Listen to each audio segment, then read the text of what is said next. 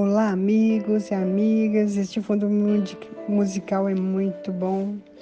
A letra dele fala assim: porque ele vive, eu posso crer no amanhã. Porque ele vive, esse é o nosso Deus. Então, quando eu vejo assim, porque ele vive, eu posso crer em dias melhores, eu posso crer no amanhã, no aquilo que posso fazer, não terei medo.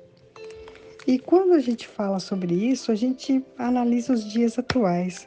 Você já reparou que os jovens de hoje, eles têm praticamente muito mais coisa do que gerações passadas tinham? Os jovens antigamente, é aquele que tinha um cavalo, ele era filho de fazendeiro que tinha o seu cavalo. Depois foram evoluindo, daí os jovens passaram a ter suas bicicletas. Hoje, jovem quase só anda de bicicleta por esporte, ainda daí aquelas bicicletas caríssimas. E, enfim, o jovem hoje ele tem uma liberdade de fazer tudo o que ele quer. Ele conquistou essa liberdade de ir aonde ele quer e fazer o que ele quer. E as escolas hoje são muito liberais. Na minha época, já de escola, já era. Nos últimas faculdades que eu fiz, tinha alunos que pai pagava a faculdade e eles estavam lá fora jogando truco, jogando outras coisas. Eles não entravam em sala de aula. E pegaram o canudo deles do mesmo jeito. Então, a gente começa a analisar essa diferença de faixa etária do que eram os jovens do passado e os jovens de hoje. Gente, os jovens de hoje eles têm um monte de coisas, acessibilidade de coisas que os antigos não tinham. E daí nisso eu ouvi hoje a Jovem Pan falando uma coisa muito interessante. Ele chamou o Dr. Rodrigo Surjan e ele estava comentando sobre essa saúde dos nossos dias, né? E entre as coisas que mais me chamou a atenção foi que os jovens atuais, o grau de felicidade deles, sabe o que que é? É comparado à felicidade das pessoas que viviam na Idade Média. Olha que absurdo e é o médico que falou. Dr. Rodrigo falou isso na Jovem Pan. E por que que você acha que os jovens eles não são felizes como deveriam ser? Eles têm muito mais coisa do que nós temos, nós tínhamos. E por que que eles não são tão felizes?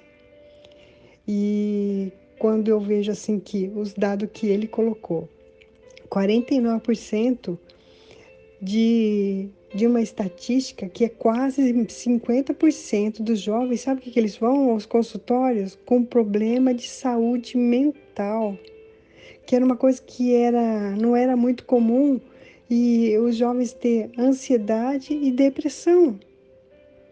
Olha só, os jovens de hoje sofrendo com ansiedade e depressão, coisas que os jovens de antigamente era uma coisa assim muito ausente. Agora, o que que é esse aumento violento? Gente, é quase metade, falta 1% para ser a metade dos jovens com esse tipo de problema. E isso tudo a gente deve ao quê? A este mundo moderno. O que que eles chamam de moderno? Aquilo que veio para facilitar, aquilo que veio para ter uma vida de alta qualidade ou de melhor qualidade. Daí, quando a gente vê que essa inversão que a de valores, ela foi alterado, trocado. Os jovens hoje, eles querem ter, e começa desde pequeno. Quantas das crianças que não tinha uma boneca, às vezes quando tinha uma boneca era aquele o xodó daquela boneca. Hoje em dia as crianças têm todas as bonecas, têm todos os brinquedos e ela acaba de comprar, ela já não usa mais dali a poucos dias, principalmente se for um jipinho ou então um carrinho ou então um desses brinquedos modernos que as crianças usam para andar, para sair com eles, né? Bodyboard e outras coisas, tanto patinete, outras coisas desse tipo, as crianças andam um pouquinho quando ganha, dali poucos dias já deixa de lado jogado que só vai entulhando coisas que não ligam mais. Por que disso? Porque valores são invertidos. O, a nossa geração, a gente acha que a gente seria feliz se a gente tivesse aquela boneca que alguém teve, ou então tivesse aquela. Na minha época era o quê? Eu tinha uma boneca, que minha mãe me deu uma boneca que era de cabelo preto, e a gente era tudo loiro, e a minha irmã tinha uma boneca de cabelo loiro. Então, para não ficar igual as duas bonecas, ela deu uma boneca de cabelo preto para mim. Mas eu gostava da boneca do mesmo jeito, não tinha diferença para mim como criança. O importante era a boneca.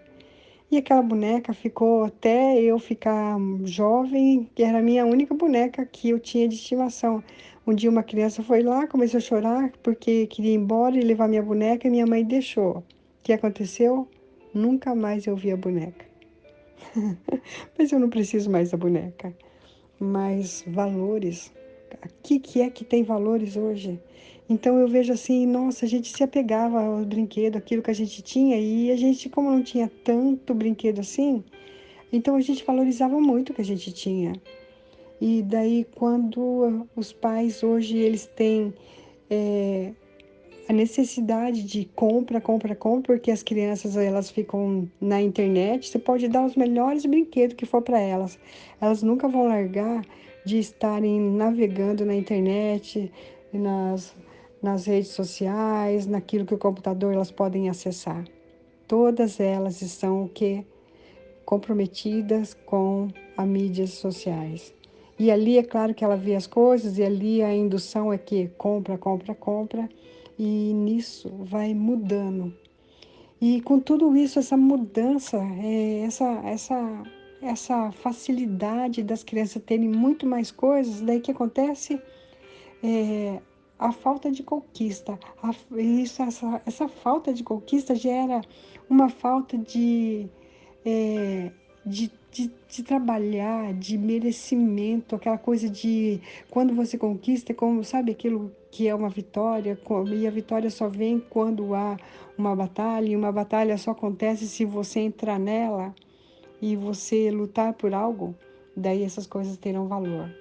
E tudo aquilo que é ganhado de mão beijada. Pode os pais falar assim: você não faz mais isso que eu te dou. Você quer dizer, os pais comprando os filhos, achando que ali eles estão educando. E eles estão simplesmente estão forjando os filhos a terem. E quando eu vejo essa estatística de essa grande adesão de jovens com doença mental. Gente, que era 18% até há 4 anos atrás, agora é 49%. E o grau de felicidade deles igualzinho à Idade Média, quer dizer, retrocedeu. Quando eu vejo tudo isso, eu penso que nada que se compra com dinheiro, nada que se conquista simplesmente por fica boazinha, isso não é, esse merecimento não tem o valor devido da conquista. Simplesmente a criança se comportar como ela deveria se comportar todos os dias não é um merecimento de conquista. Simplesmente seria um dever de obrigação no mínimo dela, da criança ser. Mas quando eu entendo que para mim tem alguma coisa, eu conquistei algo, isso sim, daí aquilo que Jesus fez, ele pagou um preço. E quando nós entendemos o que é pagar um preço, daí nós olhamos assim pessoas que têm conquista grandes conquistas na vida delas. E eu digo, não estou falando das pessoas que forjam ou que roubam ou que tomam para si forçosamente ou forçadamente coisas que não eram delas, conquistando-se no meio de apropriação indébita. Mas quando você tem coisas que te dão valor e que você se esforçou para poder conquistar, aí sim tem valor. Quando eu entendo que Jesus ele fez uma coisa que nós não teríamos coragem de fazer. E o próprio Deus fez mais ainda, deu seu único filho. E ele viu o filho dele e falou assim que ele não queria fazer aquele sacrifício. Ele falou assim, passa de mim, quer dizer, afasta de mim esse cálice, quer dizer, afasta de mim essa tortura, tipo assim, é insuportável, eu não aguento. Os meus amigos tudo aqui sumiram, não tem ninguém mais à minha volta aqui. E essa multidão dizendo, crucifica, crucifica, o que que eu fiz, Deus? O que que eu fiz para ser crucificado? Então, naquele momento era talvez uma indignação de como a perversidade do ser humano é mal. E nós nascemos com esse mal. E nós só teremos alguma coisa boa em nós quando nós temos Deus em nossas vidas. E quando eu entendo que os jovens procuram essa essência, e eles procuram em todas as coisas que se pode comprar e todas as coisas que pode ver com os olhos, mas não está ali. Porque na nossa essência, na nossa formação do ser humano, existe uma peça, um quebra-cabeça, que é onde tem essa ausência que a gente quer suprir, encher, encher, encher, e todas as coisas desse mundo, nada vai encher este lugar, porque é um quebra-cabeça que só cabe uma peça, que é Deus.